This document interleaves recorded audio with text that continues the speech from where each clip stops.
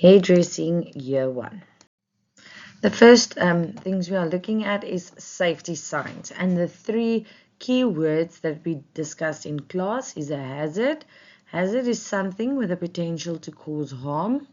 Risk is the likelihood of the harm occurring, and control, the ways in which risks identified are eliminated or reduced to an acceptable level. Remember, as an example, there's a warm straightener lying on the cupboard.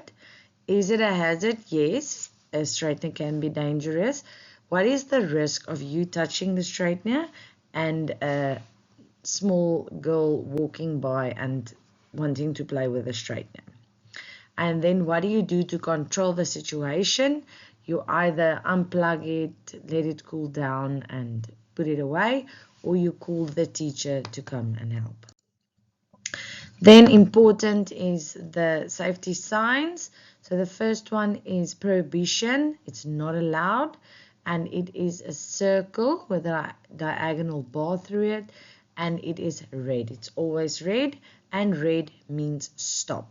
So do not smoke, do not enter, do not eat, do not drink, no cell phones allowed.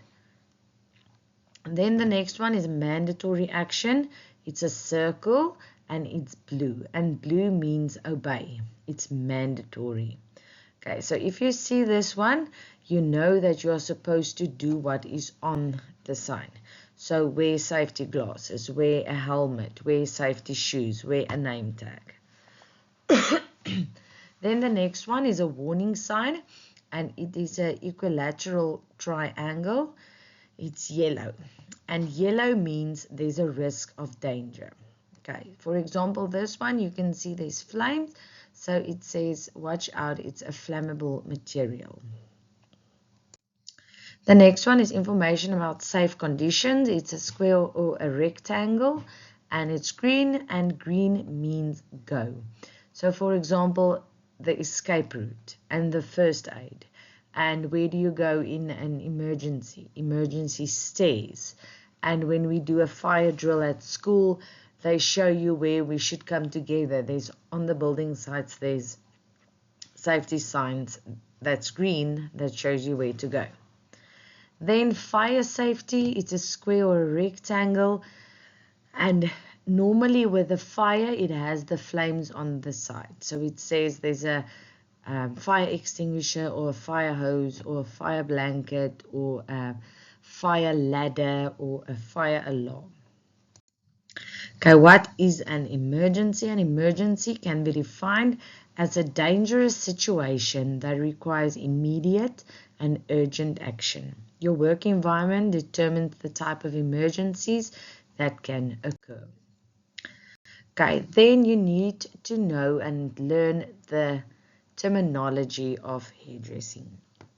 Okay, so I put up a lot of things here. You may have seen it in my class. We may not have done everything, but in the test I normally just ask the things that we do in class. So I won't ask practical stuff that the year 2, 3s and 4s are busy with. Okay, what is important about the terminology is, for example, if I give you this picture, it is a comb, okay?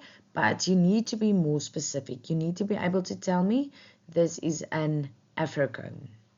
This is a shampoo comb. Okay, the same with the rollers. There's setting rollers and Velcro rollers and magnetic rollers that we did. Okay, with the brushes as well. There's an oval brush and a flat brush, and you see. So if you just write brush there, I'm not going to mark it correctly. Then we did the areas of the salon, reception, waiting area, shampoo area, drying area, styling area. Then washing area, storage area, kitchen, and barber area. Last, we have the massage area, nail area, and the bathroom area. Viruses. Viruses are microscopic organisms that can infect hosts like human, plants, or animals. Flu is a contagious respiratory illness caused by influenza viruses that infect the nose, throat, and sometimes the lungs. Prevention. Clean your hands often. Use soap and water or an alcohol-based hand rub. Maintain a safe distance from anyone who is coughing or sneezing. Wear a mask when physical distancing is not possible. Don't touch your eyes, nose, or mouth. Cover your nose and mouth with your bent elbow or a tissue when you cough or sneeze. Stay home if you feel unwell. If you have a fever, cough, and difficulty breathing, seek medical attention. Teamwork. The ability to understand people is key to functioning effectively in many professions. How to communicate effectively. Stay objective. Be honest. Stay neutral. Avoid gossip. Seek help from someone you respect. Don't take things personally. Keep your private life private. HIV and AIDS. AIDS is a very serious disease that can affect anyone. Anyone can get AIDS.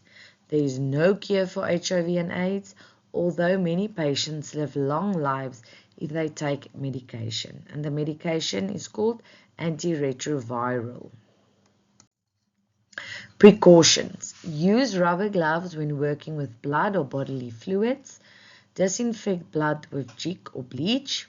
Use plasters on all open wounds. Injuries at work should be treated immediately.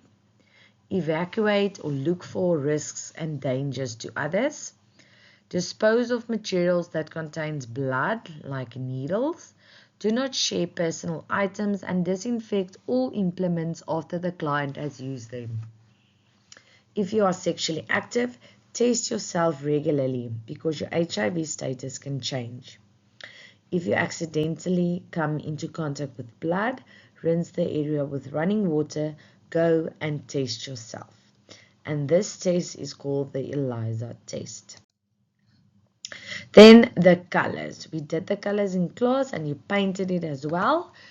The primary colors, red, yellow, blue. Remember, it's the colors that you can't really make with other colors. Secondary colors, you use the primary colors to make. So orange would be red and yellow, green would be blue and yellow, and purple is red and blue. Then your warm colors, red, yellow, orange, and your cool colors, green, blue, purple. Okay, remember your color wheel that you painted as well. Colors of the rainbow, so it's red, orange, yellow, green, blue, purple. Then this just shows on the right hand side the cool colors and on the left hand side the warm colors. Shampoo and conditioner. What is the function of shampoo? The action of shampooing cleans the hair by removing dirt, grease, skin scales, sweat and product build-up, leaving the hair ready for blow drying, setting or any chemical service. The function of conditioner. Conditioning treatments are applied to smooth the cuticle layer, protect the hair, improve the handling and combing of hair, make the hair look healthier and help the hair resist external elements. Remember, when you are washing hair, number one, you use shampoo. So shampoo opens up all the cuticles in your hair, the little tiles of a roof, the all-bran flakes in my class. Fish scales. It opens up and the shampoo goes in and it cleans the hair, takes out all the dirt and the sweat and the everything. Then you apply conditioner, and conditioner takes all the scales, the cuticles, and they close them again.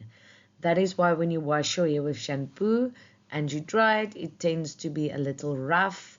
It's not as smooth as that when you would apply conditioner. Different types of conditioner. We have surface conditioner. So this conditioner does not enter the cuticle. It remains on the surface of the hair. Then penetrating conditioner. They do enter the cuticle and repair the hair from within. Scalp conditioner. They feel like a conditioner but are formulated to target scalp conditions such as dandruff and dry scalp. Then these are the 5 basic facial shapes that we are doing. The ideal face for most hair types would be oval, it's heart, circle, square, and rectangle. Good luck and enjoy the studying.